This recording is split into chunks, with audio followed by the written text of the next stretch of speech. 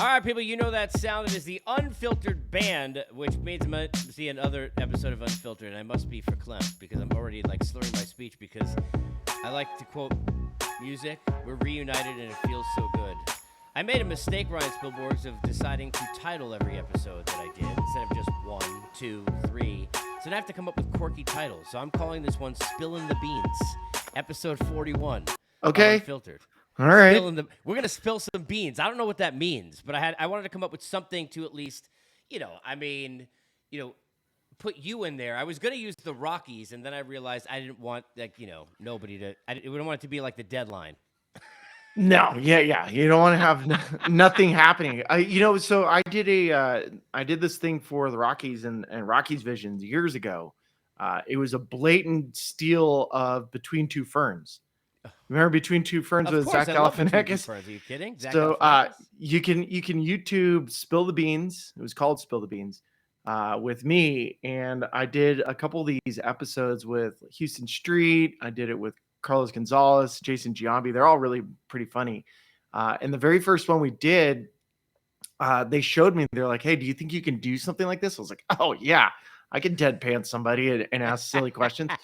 So I do this with Houston Street, and most of the ones that I did, it was one take. Like you just did one. And it was always like their real reactions from the players because they're like, what the heck are we doing? And so Streeter, I get Street, and his son's name is Ripken. And at the time, Tulowitzki was still our teammate, and Tulo's dog was named Ripken. So I'm deadpanning. I was like, why'd you name your son after Tulo's dog? And he was like, what? And so we kept going back and forth. And so he watches it back. They show it to him. And then we showed him the Between Two Ferns episode. And then he goes, let me try one more time. And I was like, okay. So the second one is the one that we ended up going to, going viral or whatever with. But if you go back and YouTube Spill the Beans, watch the Houston Street one. It's the very first one. It's pretty good. Good. I love Street. Houston Street is, for anybody who doesn't know, and you can follow him on Twitter. He's on Twitter too. But he's such a good dude. The thing I always, now he wasn't at, to use like another Colorado time, we've had this discussion before. No, he wasn't at Jim Tracy level. There's certain guys like you ask one question and it's 20 minutes. Jim Tracy, Rick Peterson used to be that way. Our buddy JP Morosi is in that category. Mm-hmm. There are a few. But he's so thoughtful that like his answers are amazing. Like, like when you're asking an athlete, I mean, you're on this side now, but when you're asking an athlete a question, being asked these questions, it's like they get asked by like a million different reporters, a million things. He's always he is such a thoughtful dude. Always struck me as like a really like introspective, interesting guy. Yeah, Streeter's awesome. Streeter's one of my favorite buddies. We have a lot of great history together. So I adore Houston Street. Now, I want to spill the beans, so I want to be fair. Okay. I asked Spilly to come on this morning because I wanted to get into a few things, which I'll jump into in a second. You could join the Unfiltered Revolution right behind. By the way, if I told you how long it took me to figure out what part of the screen I point to make sure that the lower third is under it, you don't want to know. But I asked you to come on, and you said anything for you, buddy, and my response. What was my response to you? You were asking for a phone number of Sloan from Entourage. So I was like, oh, okay, yeah, I got you. So I created a contact of Emmanuel. I don't even know her. Yeah. Shariki. She beautiful. And I put her, she is beautiful. And I put her face on it. It took like 3 seconds, and I sent it to you, and you're like, what? So I got you. I think I hook, line, and sinkered and this is because if we're calling it spilling the beans, I got to start with this real quick. So because this is just how I am. So he said anything for you, buddy, and like, and this is just how I am, and we're both wired this way. Like I know you meant it literally, but we're not good at like taking sentimental things, so we fire back like odd sarcasm that we discuss in therapy. It's like that's like how I roll, right? Yeah, it's like, well, if you're gonna offer me anything, you might as well give me the phone number to this famous actress. Can you hook me up with Sloan from Entourage because she's super hot? I don't mean to be greedy. And then he sends me it says, well, first of all, you gave it away because it says Sloan from show. If it just, because it says Emmanuel Shariki, and I was like, no way. First of all, you spelled her last name wrong. I would have crushed you on Twitter. I told you, I did it in like 5 seconds. I'm like Google searching. I was like, how do you spell this last name? Come on. I mean, you got to credit where it's due. You spell her name right. And then you spelled Sloan wrong. And I'm like, okay. But for a second, when I saw the contact, like, I was like, no way. I mean, come on. I mean, who am I kidding? You're an athlete. I mean, maybe like you texted a buddy real quick who you knew dated her, and you're like, hey, like, let me freak him out. Like, I would have been like, please, if somebody listening, I give you my phone number. I want to hit a bunch of things, but I gotta start here with Tatis. I know how much you love watching him play, and you and I, over the years that we worked together, talked about it a lot. Give me two-part. What was your reaction to hearing about it? And then what was your reaction to hearing his excuse? Immediate reaction to hearing about it was, how long have you been taking? That was my immediate reaction. I was really disappointed. I was sad. I'm sad for his teammates. I mean, there's guys on that team that have been, playing baseball for a long time. You made a bunch of trades. AJ Preller's next on the line for the season. Bob Melvin, his legacy. There's a lot of people that were waiting for Fernando Tatis Jr. to come back to give this new look Padres lineup a jolt. I mean, the entire city's going insane. I was in San Diego when the Padres made the trade for Hader, and then the next day it's Juan Soto. It was a sellout on Wednesday. The first game that Juan Soto played in, there was 35,000 people in their seats before the game started. To give an ovation to Juan Soto and Josh Bell. So I was disappointed, like massively disappointed. And then my brain, obviously, as a former baseball player, you can't tell me that's the first time he's ever taken that stuff. Like the one time you took a test, you test positive. And I know there's guys that have that's happened. Like there's plenty of stories, but we've had too many finger pointings. Guys like Ryan Braun, guys like Ali, I never took anything. And then you find out, after it goes through it, and they're like, no, you've been taking for a while. You just got caught. And so we've been burned before. That's the problem. So then I go, all right, well, I know he's been hurt. I would give him the benefit of the doubt, but the motorcycle accident, his response to it, which accident are we talking about? I'm like, come on, man. Like I want to believe in you. I watched a Gatorade commercial. You're turning into the face of baseball.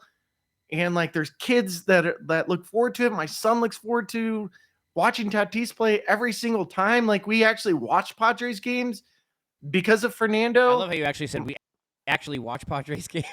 Yeah, I mean, I cover the Rockies, but we'll turn on Padres games just for Fernando. And so like that was my level of disappointment. I was incredibly disappointed, frustrated. Can I ask something before you get to the ringworm stuff? Because I want to play with that for a bit. Not with ringworm. Ew. That's why we're in different areas, different places. But I mention you often, like in pods and different things, because of how many stories we learned so much together. But like, I mean, so many different stories. But I wanted to ask you about this, and I'm so happy you just that, because now I'm going to circle back to something that we went through together. You and I were on the air when it looked like his arm fell off, and we thought that there was no way he was coming back, and you and I couldn't believe how fast he came back. Do you remember? Mm-hmm. Yeah. That shoulder going through, like, wait, he's when?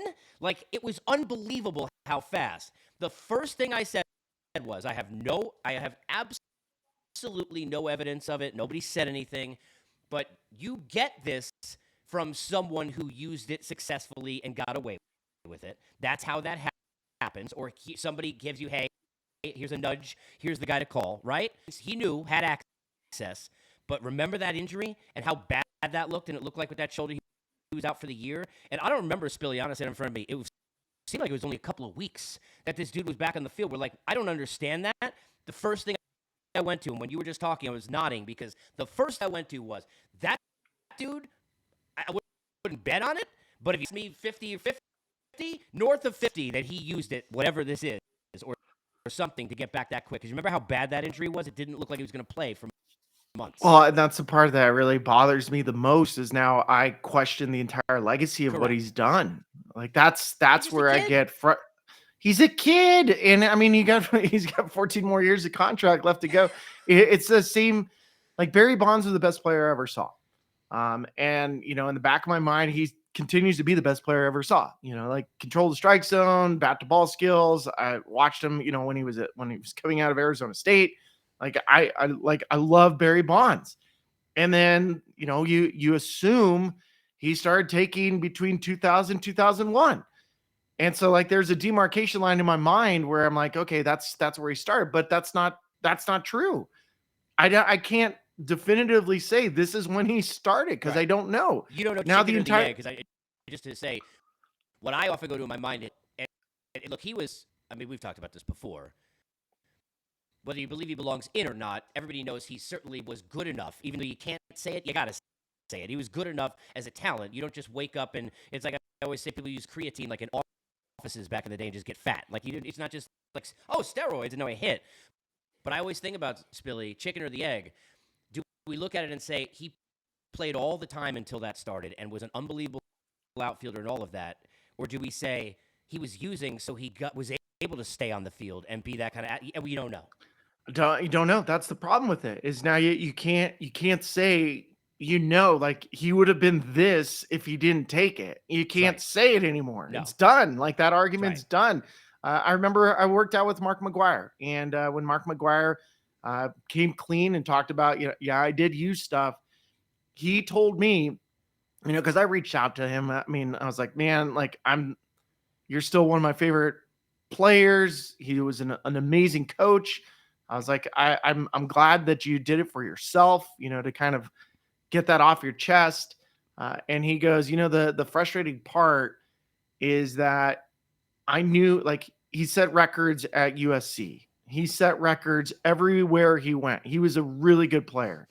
And McGuire's biggest regret was that he didn't need to take it in his mind to be a good player. He was always a good player. He's a good player in Little League, good player in high school, good player in college, good player in the minor leagues. And then when he got to the big leagues, he was still a really good player.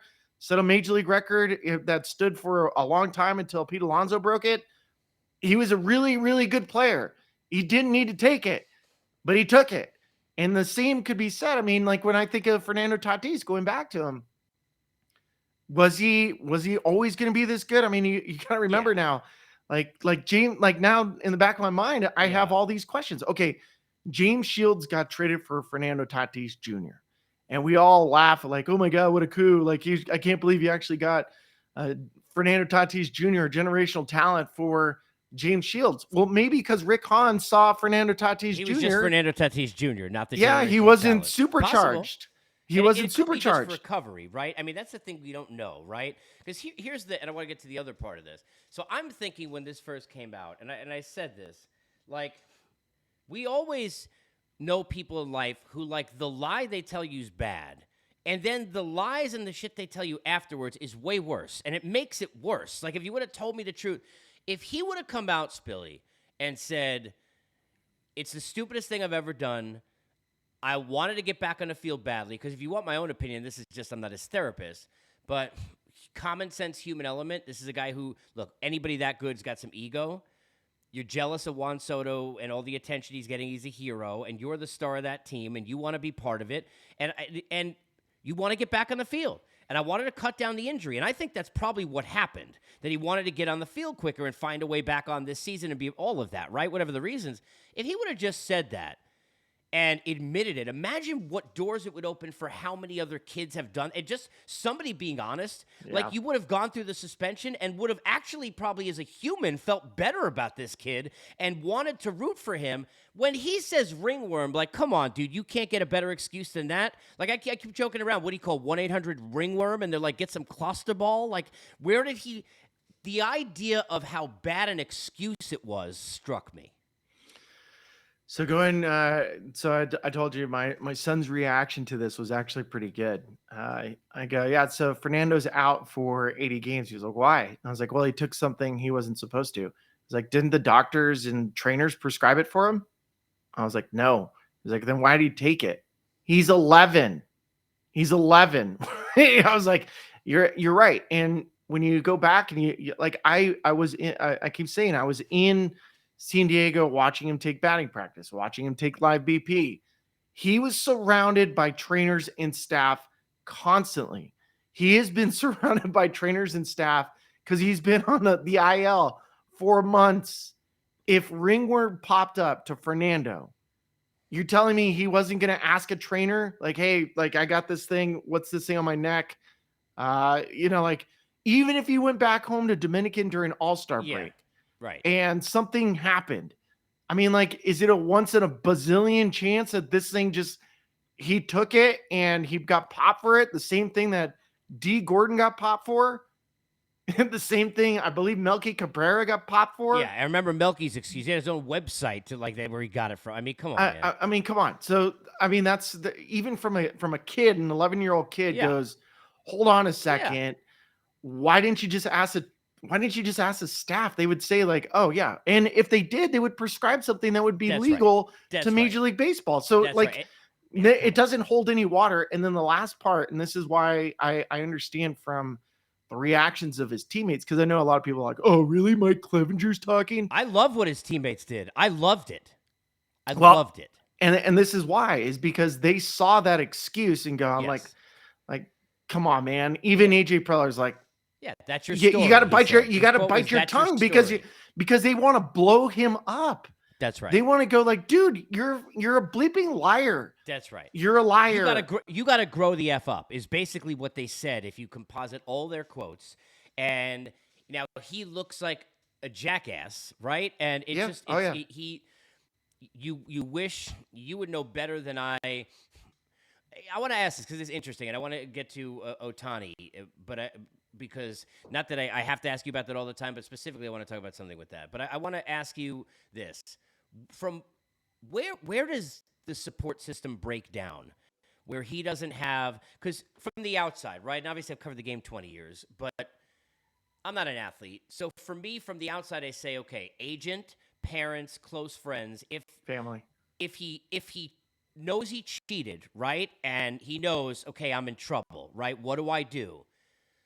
When did that support system break down? Like, as an athlete, like, I'm sure you've seen athletes who, in way different, lesser circumstances, like, didn't really get it. Like, you got the player development program, and I get all that, Spilly, and the league does a better job now with that stuff. But where does that break down, where somebody that age doesn't know the right people to ask what to do? In terms of how to handle this, I don't mean like we know we didn't ask a doctor, but when he cheats and he comes up with ringworm, who gave him that? My guess is for him. If you go back, I mean, he got hurt on his ranch in his home at his home, and so for the league to find out how he got hurt from like the people within, that probably created like whoa, my circle's broken. Yeah, circle of trust. Like my circle of trust, my family or whatever, whoever's in here, my agency, whatever. How did that get leaked out that I was on a motorcycle and broke my wrist that way? Because I mean, that there was going to be like, it was going to be the Jeff Kent. I was washing my car. Mm-hmm. Like Clint Barnes, he was carrying groceries. Hey, I don't know what you're talking about. It's venison. But see, that's what happens. And so like you have a breakdown within your circle of trust. And now you feel like, all right, now I just got positive for a substance. What do I do? And it's like, oh, ringworm.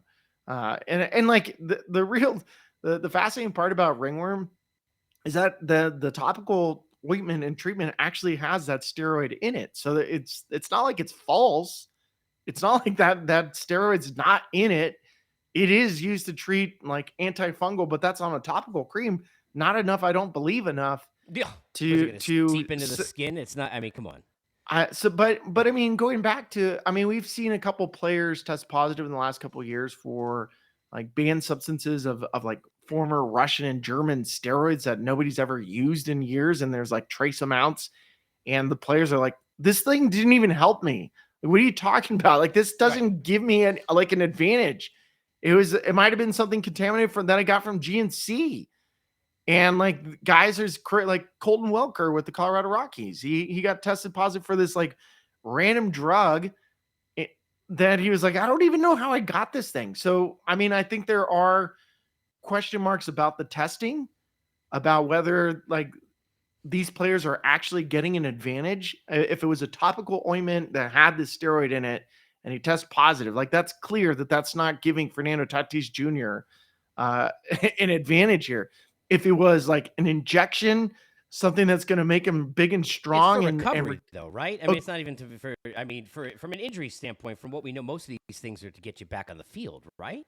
yeah, but I mean, if it comes down to like even that amount of whatever that steroid was would do Yeah. nothing for you, do we really need to, ban him for 80 games? Right. I mean, But that's that's the that's thing. the other part where I'm not sure that this is the right. You don't know who to believe. That's the problem. And I want to That's say, the problem. and believe this, the next time that when you're at the park today, whenever, when you see Thomas Harding, ask him, because this is true. Way back in the Wayback Machine, before we worked together, I had him sing on the air, Barmes got ran over by a reindeer. He had to Oh replace God. Barmes with Santa Claus, and he sang it on the air. If you ask him, it's one of my favorite. This is like in the long ago machine, when we're trying to find out what injuries or what. And we've had all kinds of people slip on ice, and look, the Chris Sale stuff is crazy. Anyway, I want to ask you this about Ohtani.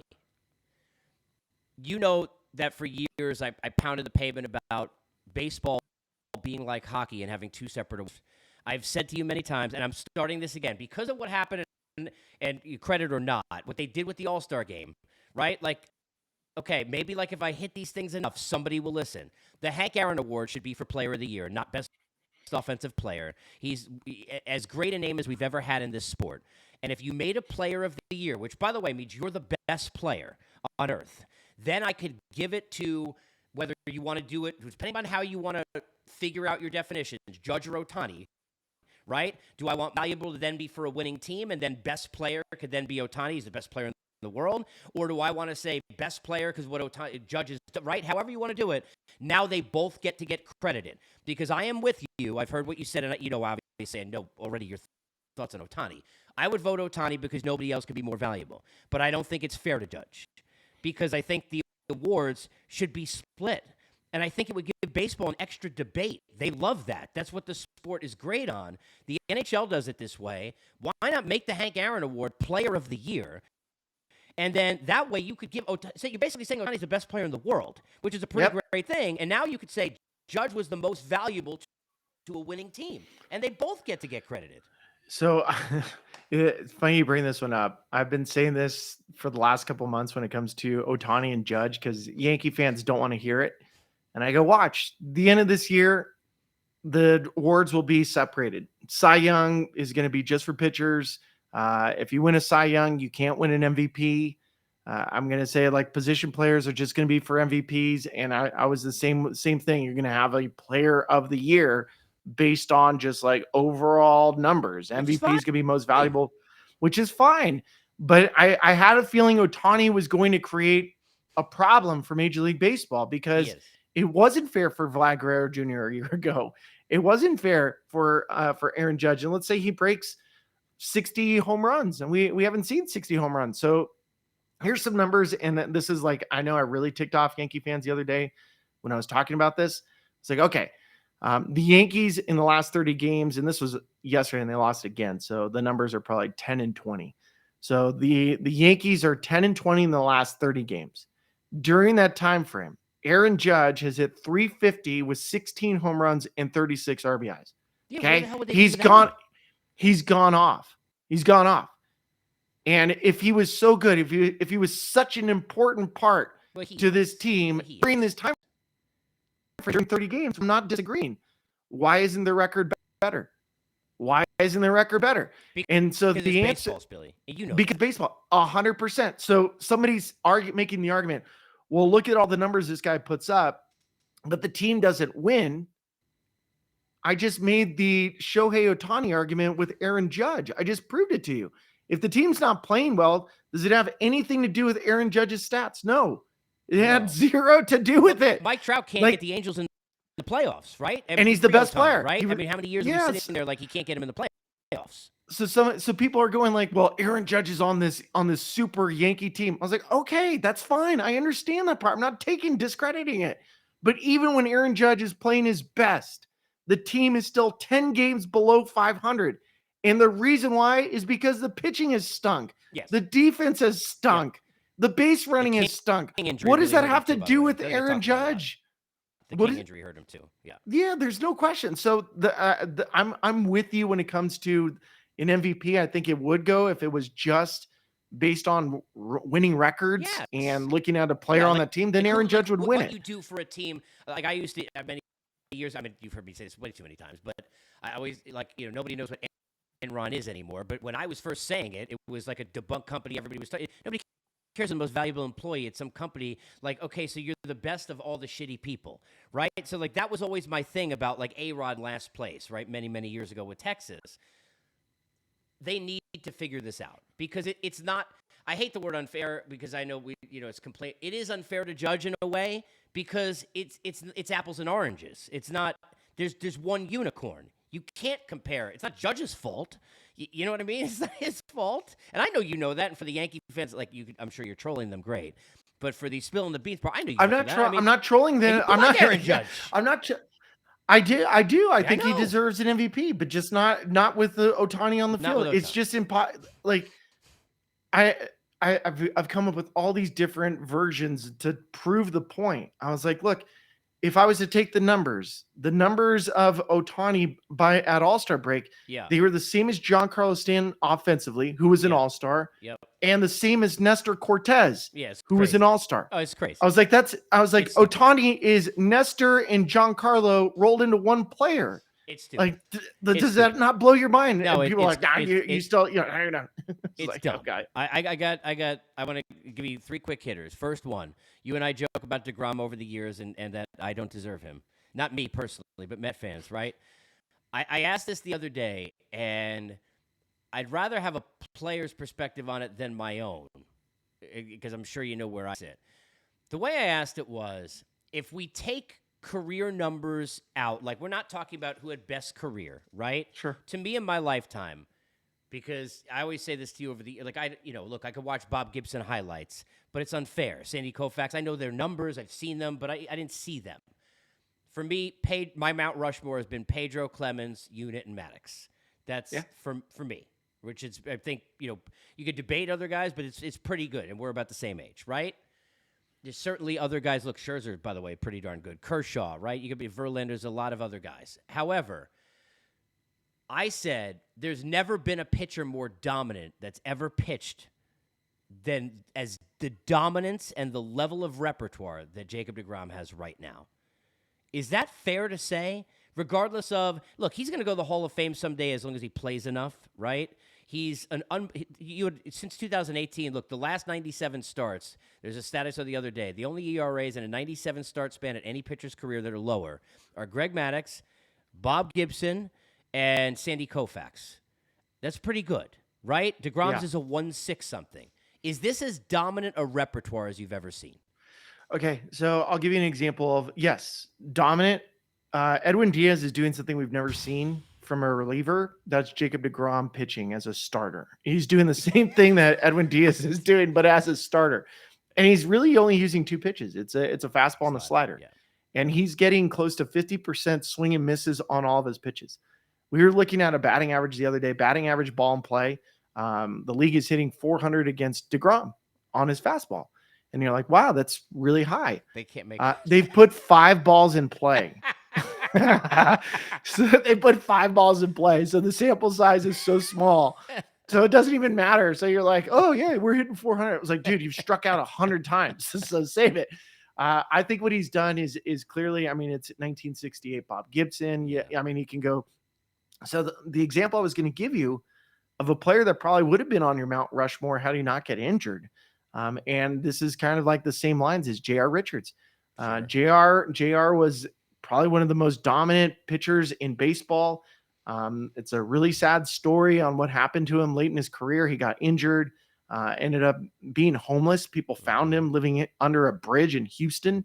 But like deGrom, when he's healthy, he is that dominant. And the problem with deGrom is that he hasn't been healthy. And at this point, as a Mets fan, I wouldn't say he's dependable because if he's on the field, you're not going to lose.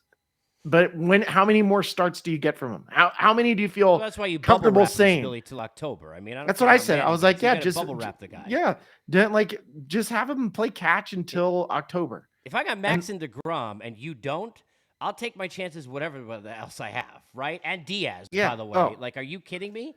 It's like, forget it. All right, two more. Second one, Walker Buehler, which is terrible because I know we both love him as a competitor. We also know the Dodgers haven't really their run differential is like 2 zillion. It's like stupid. Is this gonna matter? no. How about that? No, that's why I Simple, asked. simple answer. No, it doesn't matter. Um, I got frustrated yesterday with the Dodgers because I was looking at their roster. I'm like, God, You you know, always do they that. won Yeah, won but you're a 12 hater they won 12 straight. I'm not a hater. It's of the but Dodgers. you look at it and you go, they have the best record in baseball. They won 12 straight. Kansas City beat them once. They're starting a new streak. They have Ryan Pepio, Tyler Anderson, Tony Gonsolin. Like, explain it. You know, Julio Urias has been carving. He's been good. Clayton Kershaw, when he's there, is good. They have Dustin May coming back. Bruce Gratterall is coming back. You have Blake Trinan, who hasn't even been part of the bullpen, who is so important, coming back. I'm looking at them and I go, no, they don't need Walker Buehler. Every other team would go like, oh my God, we just lost Walker Buehler. We're not going to have Dodgers. Like, who cares?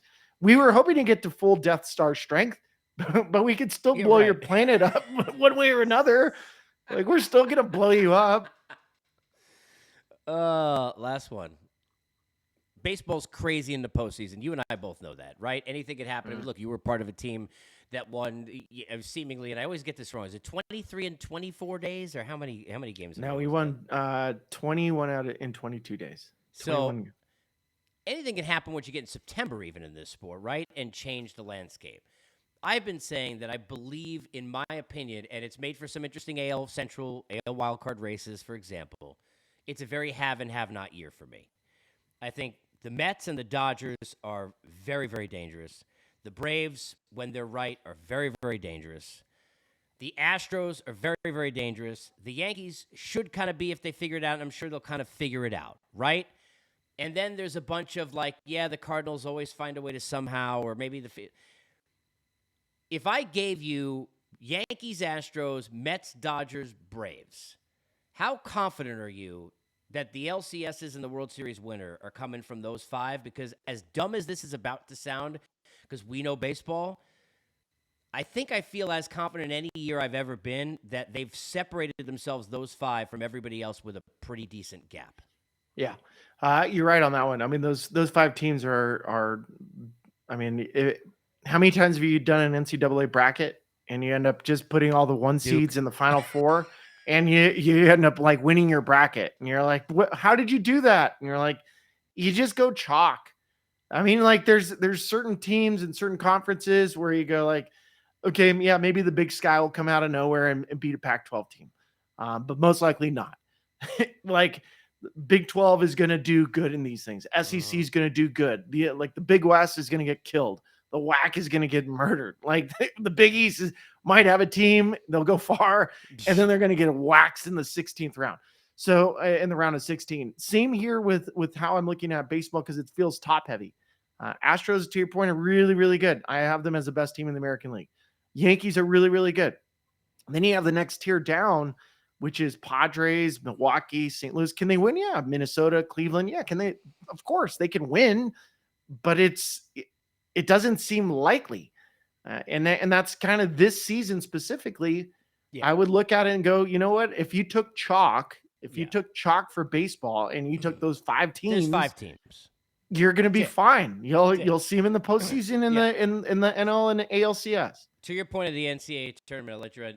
Weird things will happen A to B. Like you get your upsets that got you in the pool, but it's going to be either Yankees or Astros against either the Dodgers, Mets, or Braves. That's just the way it is. Yeah. Right? That's just the way those 5 teams. Like 2 of those 5 teams are standing in the American League Championship Series. Absolutely. Like I just don't. Ironically, it's like the Cardinals, because it always seems like St. Louis in years they're not supposed to, and they've got the Nolans and the Goldschmidts, and it's like, well, like maybe can they knock somebody off?